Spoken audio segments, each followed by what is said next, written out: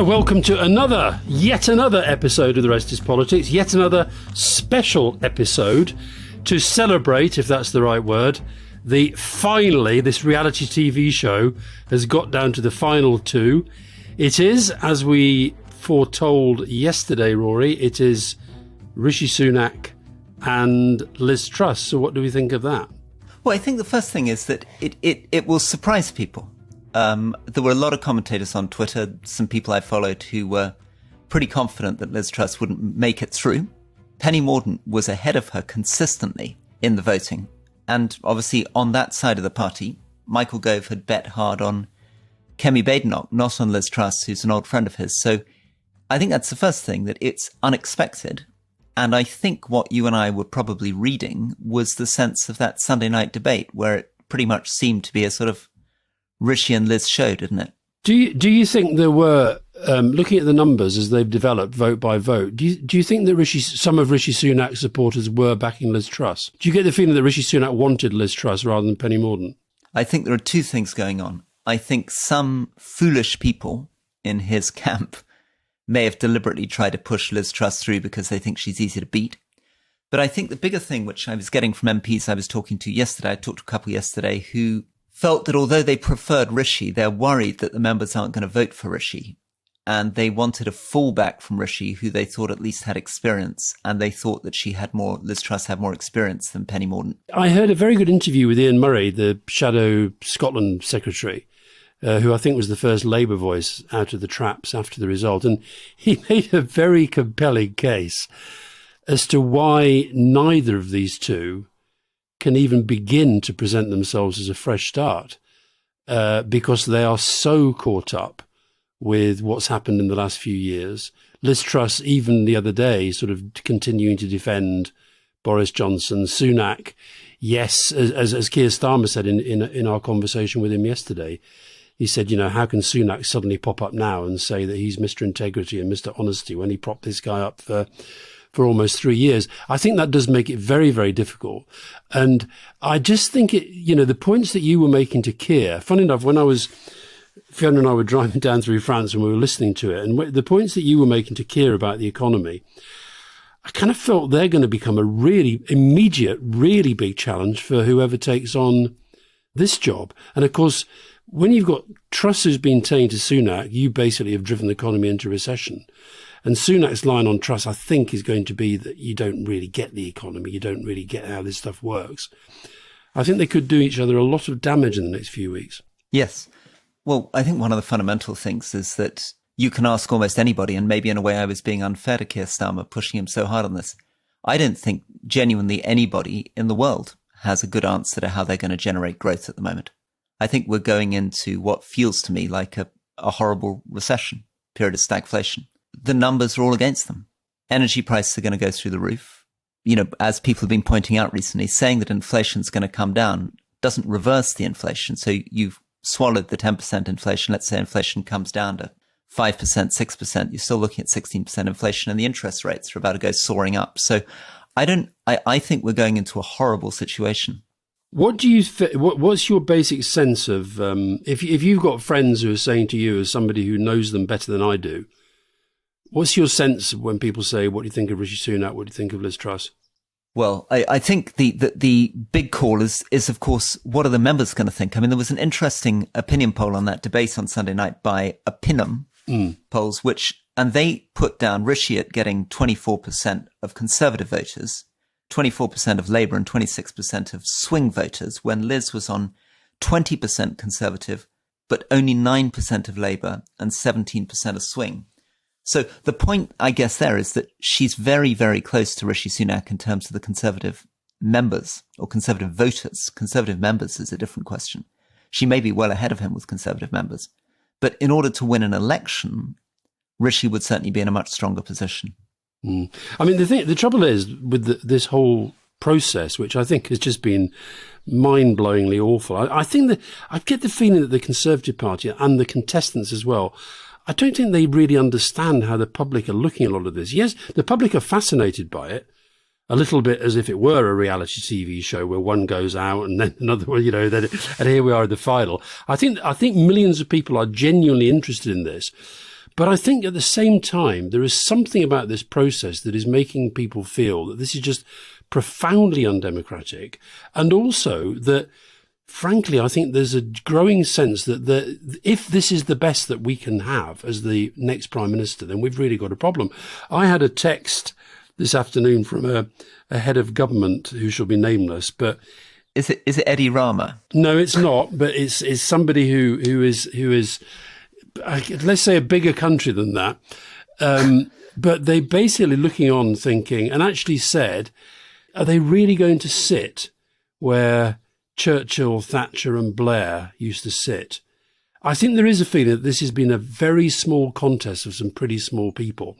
Now, I have to say, as a non-Labour Party member who supports the Labour Party, I do think that Liz Truss would be far better for Labour, if only because I think Sunak has a kind of, I think they're both very right wing.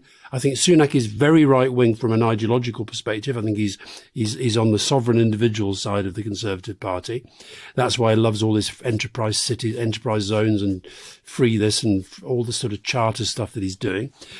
But I also think that she, whether it's by design or by ambition or whatever, she's become very right wing. So we're actually talking about two figures on the right. The one thing that maybe Penny Mordaunt or Tom Tugendhat would have given you was a bit of a different choice. So I think that's going to increase the possibility of this being about them just sort of, being very different personalities. And she is, as we said yesterday, she's channeling everything towards the membership. What do you think about their presentational style? So setting aside your Labour allegiances, what do you think about the way that they communicate and perform? What's the difference between them? Oh, God. I mean, I said a little bit about this yesterday. I find Liz Truss's whole manner, look, I don't know her that well, so I could be completely wrong, but there's something deeply inauthentic going on there. It's almost like she's trying so hard to present in a certain way. And it is sort of sub-Thatcherite. It's like, I'm the woman, I'm the strong woman. I wish one of these interviewers, well, she hasn't done any interviews. She's obviously scared of being interviewed. I'd love it. And can we put out an open invitation to both of them to come on the podcast? I promise I'll be nice and respectful. Yeah, they're definitely going to be queuing up for that. Yeah, I'm sure they are, Rory. But I really would. This thing about, she gives herself this massive global leadership role on Ukraine. She talks about always having got stuff done in the various jobs that she's done. I don't know if you've seen, have you seen Dominic Cummings' latest offering tonight? Go on, give us that. It's quite dramatic. So Dominic Cummings, it's written as follows. I gave Truss the nickname Human Hand Grenade when she worked in the Department for Education. She said this week it was a compliment because she got things done. No, it was because she causes chaos instead of getting things done. Truss is the only minister I ever shouted at in number 10. I think I shouted at more than one. The reason was her compulsive pathological leaking. As soon as she left any meeting, she'd call people like Harry Cole on The Sun, Carrie's ex-boyfriend, and blurt out what had been said. This routinely caused chaos and often damaged the UK. I called her over to number 10. I sat in that tiny little room near the cabinet room next to the loos. I said to her, "What are you doing leaking everything? Stop. Focus on your real job where you're failing to grip your department. Focus on that." He then says, the eyes had 1,000-yard stare. I think we've seen that on the TV. "What do you mean the real job?" she said. It was pointless to go on. For her, leaking to the media was the real job. I mean, it's just sort of, and then he says this, Boris is supporting Truss. Why? 1, he thinks it's the best way to stop Sunak. 2, he knows Truss is mad as a box of snakes and is thinking there's a chance she blows, then there's another contest and I can return. Back to your theory. Yeah, I think it sounds plausible. It's interesting also his phrase, mad as a box of snakes. I like that, mad as a box of snakes. I think one of the issues is going to be that Rishi Sunak is going to have a challenge with Conservative Party members. I mean, to put my cards on the table, I'm much more sympathetic towards Rishi, I guess, than I am in the other direction. But I think that she's doing something very straightforward, which is that she is promising tax cuts. And people have got it in their mind that that's what Conservatives are about. It's bonkers. It's completely mad at the moment. Because when Mrs. Thatcher was doing those reforms, many, many things were different in the world. Firstly, Britain's debt position was not where it is now. We now got debt to GDP ratios, which are kind of the size of our economy. They were then about half the size of our economy. The deficit was much, much smaller. And we weren't lurching into a global recession at the moment at which he started working. But also the things that Mrs. Thatcher were doing can't be done twice. So a lot of her privatization has happened. Her deregulation of City London has happened. So what Liz Truss is doing, and it's a very dangerous part of the Conservative Party, is somehow believing that you can do it again. That you can see bits this. We're going to sell off the council houses again when they've already been sold off. So we're going to sell off housing association houses instead. Or we're going to privatize more things when basically everything's already been privatized. Or we're going to deregulate more when most of the radical deregulation's already happened. I think a lot of these things, they were very controversial at the time. Historically, within the Conservative Party, they have become very popular, but I'm not convinced that they're at all popular with the public at the moment. And I think, Rishi, you talked about I didn't really answer your point about Sunak in relation to the presentational point. I think what Sunak is going to try to do essentially is to embrace this thing about, you don't love me as much as maybe you love these people who tell you what you think, what you want to hear. But I'm going to be the guy who tells you what you need to hear. And not just the sort of populist tell you what you want to hear. And the other thing I think he's going to do is actually give a more coherent sense of what a modern economy is about. I mean, I think he was trying to do, and it was interesting again in the interview with Keir, you had already picked up on some of the messages that Sunak was putting out there about, I think you picked on innovation, education, and something else that he said, I can't remember, investment. And you picked up on that as he was, and I think he's going to go into that kind of whole technological route as well. I think but I think for his presentation is basically to say, okay, you might not love me the way you and I don't have Johnson's kind of pizzazz and all that stuff, but I'm the only serious show in town. That's going to be the way he presents himself. It's very dangerous. It's very dangerous. I mean, it's true that what voters... Yeah, I agree. The number one thing they're looking for, they claim, is trust, and the second thing is competence. So that could help him on those things. But having tried in a Tory leadership debate to say that I wasn't going to cut tax, and seeing the other four candidates looking at me as though I'd completely lost my marbles, because all of them knew, even though they weren't going to cut tax, they all knew they were going to raise taxes, that they had to say to the members they were going to cut tax. So I think Rishi's got to be very, very careful here, because I was talking to a friend of mine who's not a natural fan of Liz Truss's at all, but something about, he's a conservative, true conservative, and something about the I want to cut tax appeals to them. And they're very, very suspicious. The risk for Rishi Sunak is that he's going to sound like a mouthpiece for the status quo. He's going to sound like a mouthpiece for the Treasury. And conservatives like the idea that you're challenging the bureaucracy, that you're going to shake things up, that you're not going to just accept the status quo. And if he keeps saying, I've been the Chancellor for 2.5 years and the Treasury tells me, that you have to do it this way, people are going to be looking for somebody who's going to be radical. I mean, this is not a period, as we keep saying, this is a period of populist post-truth politics, right? This is a period where people want to attack the status quo. They want to be against the elites. They want to be against the establishment. And it's very, very dangerous for Rishi Sunak if he begins to portray himself as the mouthpiece of the Treasury. And of course, it's very easy to couch for Liz Truss to portray him as the establishment, unfortunately. All right, let's take a quick break there, Rory, and we'll be back in a minute.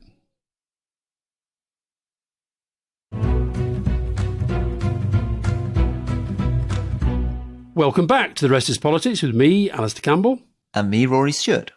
Rory, we've got a lot more listeners than when we first started this podcast.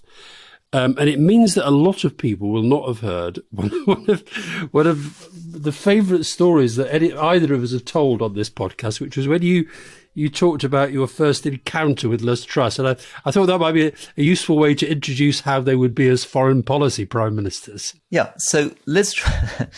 I gave a speech for Liz Truss, and as usual, I was banging on about foreign policy. I can't remember what I was talking about, probably Afghanistan. And at the end of the speech, she took me aside and she said, "Thank you, Rory, but I cannot understand why you or anyone else is remotely interested in foreign policy. I think it is completely boring and irrelevant. The last job I would want to do is be Foreign Secretary."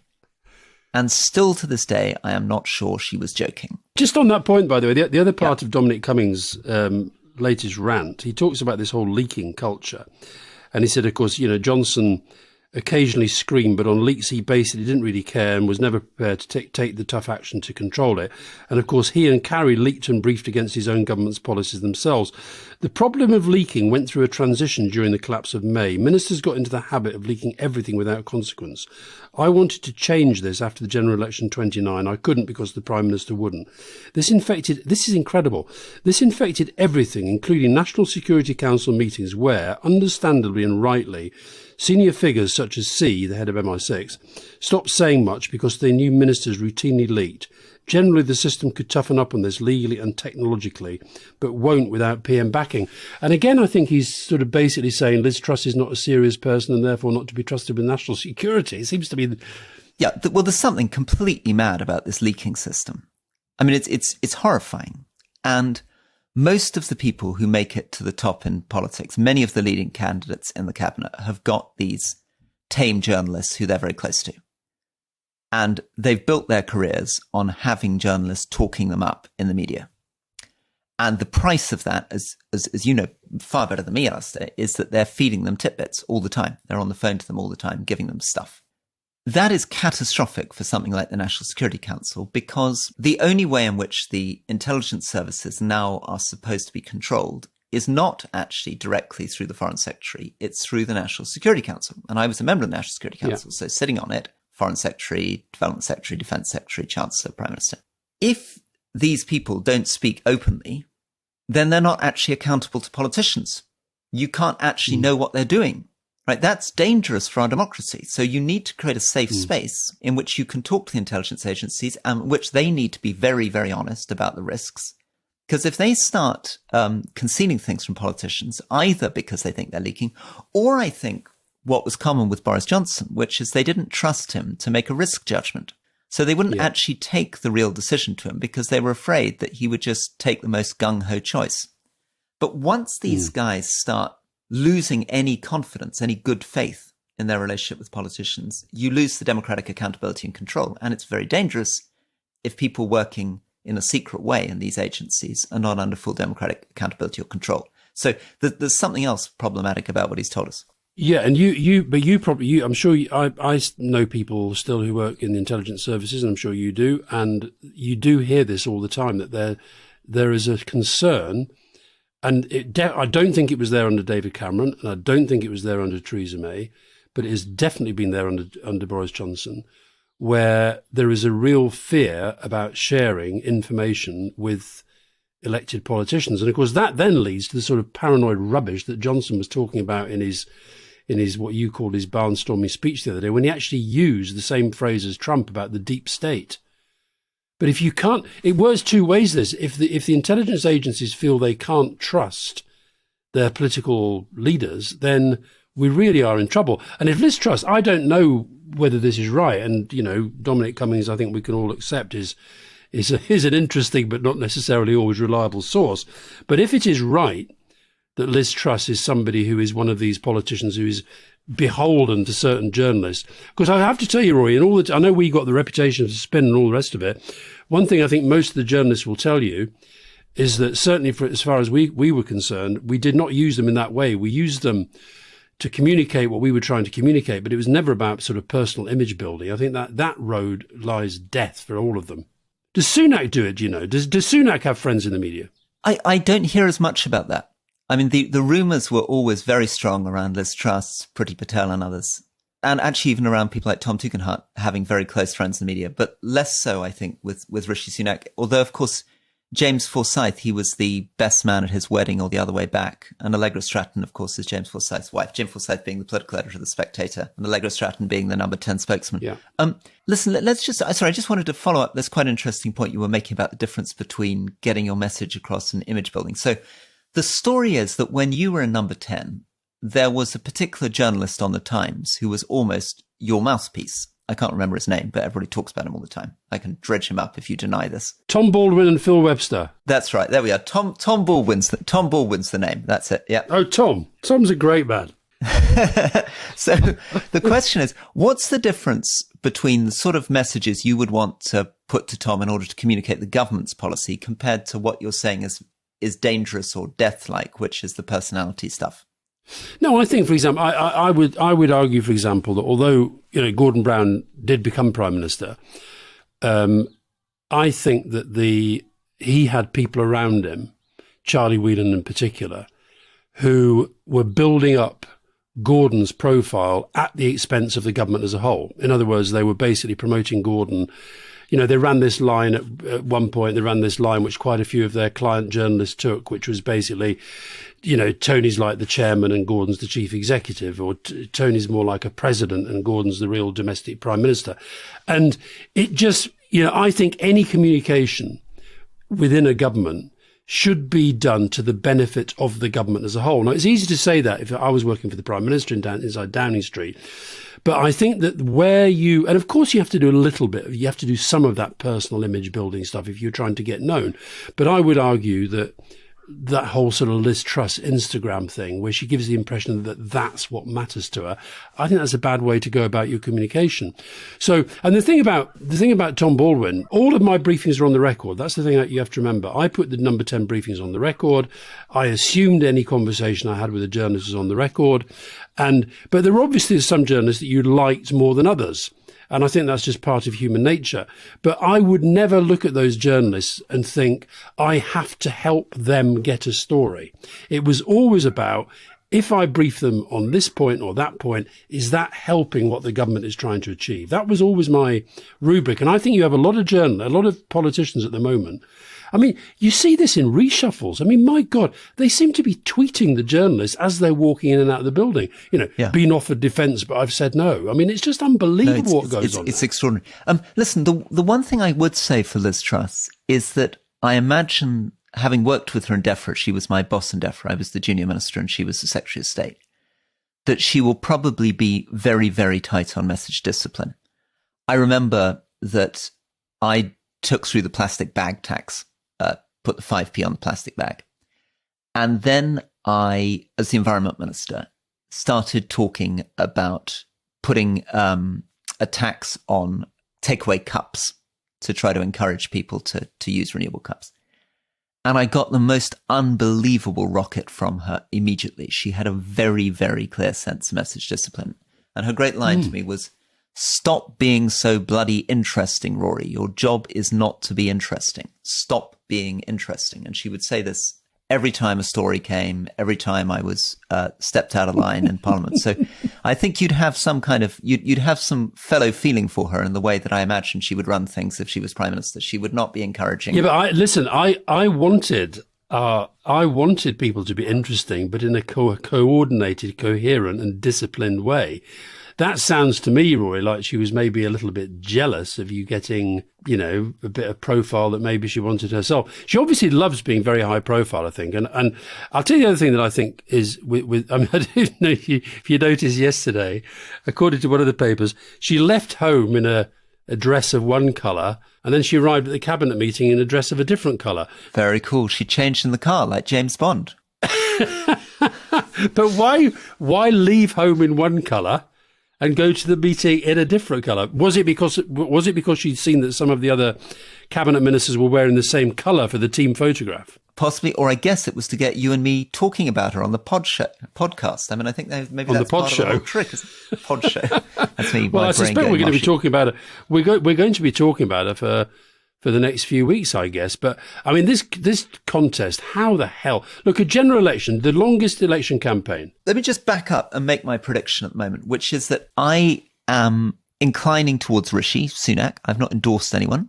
I had to put in the Sunak. I know I get told off if I call these people by their first names at the moment. So I'm inclining towards Rishi Sunak, but I am very concerned that actually Liz Truss has an edge with the Conservative membership, because I'm worried that some people will not vote for Rishi Sunak because of his ethnicity. I'm worried, I don't think that will be many, but I think there'll be some. I'm also worried that there will be people who find it difficult to relate to somebody who seems very, very wealthy and who seems to come from this sort of global elite. And Liz Truss has advantages there.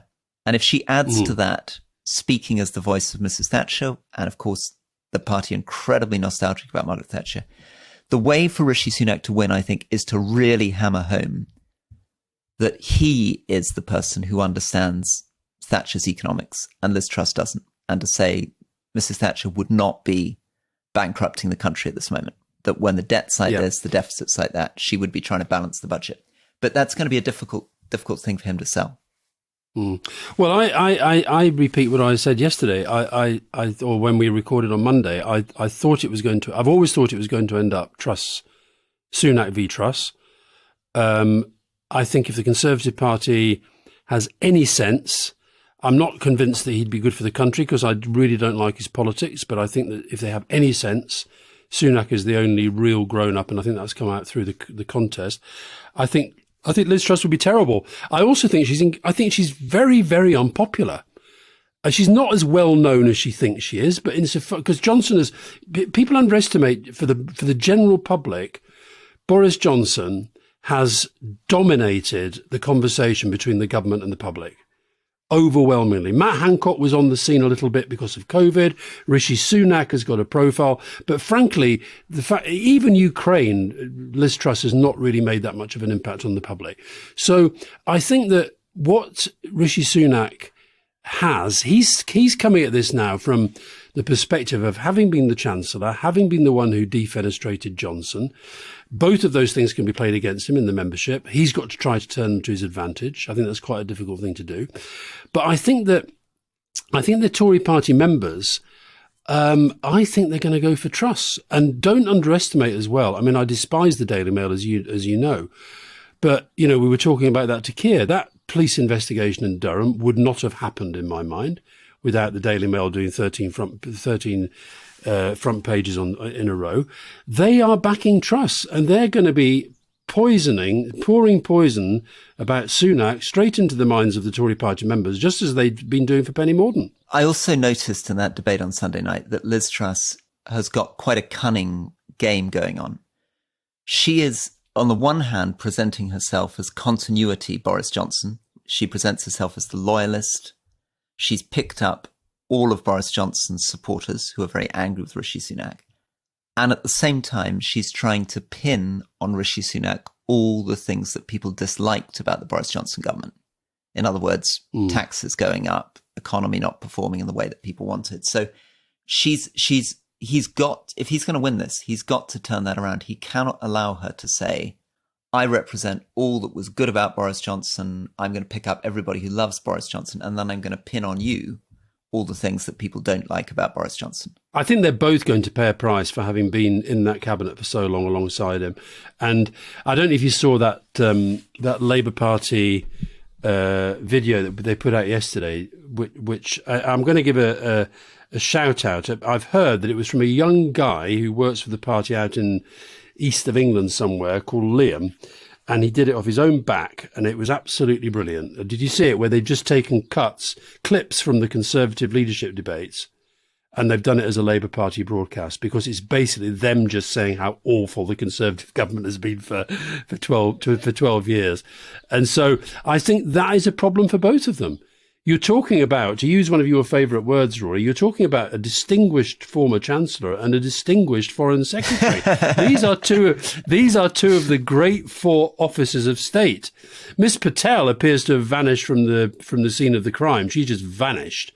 And Rory, I wanted to ask you, have you noticed how ministers just are not going to Parliament when they're summoned to these emergency questions? And Patel has sort of now pulled out twice from a select committee meeting. I mean, the contempt for Parliament is becoming like a virus. Completely bizarre, isn't it? Totally bizarre. I think we probably should move to an end of this, but just something to finish on, which we were talking about just before we got on air, which is, and we were coming off the back of Keir Starmer and this economy point.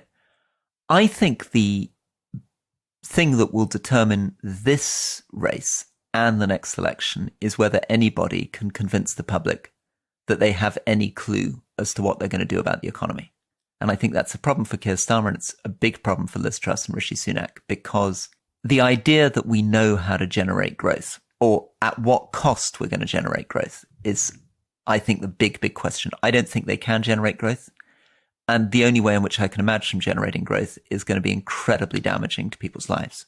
I think you were right to press key on it, but I think that you're talking here about a new Prime Minister, if it's Liz Truss, who goes on the whole time about as she was Chief Secretary at the Treasury, Rishi Sunak, who's been Chancellor for the last 2 and a bit years. I think for them, it is going to be the biggest thing in their inbox. And, you know, I don't know if you've been following what Martin Lewis has been talking about in terms of cost of living and energy prices and food prices. This is going to go into an even worse space very, very, very, very quickly. So I think that, you know, Sunak, I think, is banking on the idea that the Tory party is ready for some serious messaging. And, you know, that says to me that he maybe thinks that the populist virus is dying out, but I don't think it is. I'm afraid it isn't. I think it's a good thing to end on, but I think your instinct is right. There are so many reasons, right the way back to the fact that people felt left down by the elite since 2008. Social media, everything we've talked about means that populism, we're in an age of populism. And in an age of populism, it's very difficult to run as you say, the kind of serious, truth-telling technocrat pushing for prudent policies. What did, very briefly, Rory, before we go, what sort of feedback did you get on the chat we had with Keir? I think the main thing that I got was this point about growth. I think people groan now when politicians of any party say they're going to deliver growth. I don't think people think they can. What did you get? I got a lot of people saying they'd not heard him so relaxed and confident. A lot of people saying that. I had a few people say they were absolutely chuffed that he committed to restoring DFID. Oh, I got a lovely message on that. I mean, I cannot tell you, my phone exploded with ex-DFID officials saying, really well done on getting that commitment on DFID out of him. I mean, there are champagne corks going off right the way across sub-Saharan Africa. Yeah, exactly. So that was good. And then, and I think that, I think people thought the tone was very good. I thought people thought he came over really well. But I felt, but quite a lot of people saying, I think as we both felt, that on the economy, it's got to go much, much deeper than where it is now. But certainly the confidence. Listen, don't underestimate the importance of confidence in a campaign. I thought his tone was lovely. I thought he was very likable. I thought he was very warm. I think where I disagree with him, as I think we said afterwards, is that I think the problem is much, much bigger than Boris Johnson. And it's not just going to be fixed by getting in the Labour Party. I think our whole democratic structure is in a real problem. I think our whole world economy is in a big problem. I understand why he's doing it, but I think there's a real risk that if he just plays continuity, I'm more honest and I'm more competent than the last man, I don't think that's enough to carry him through. Okie dokie. Well, that's another special episode of this very unspecial Tory leadership election for The Rest is Politics with me, Alastair Campbell. And me, Rory Stewart. I'll see you soon. Bye-bye.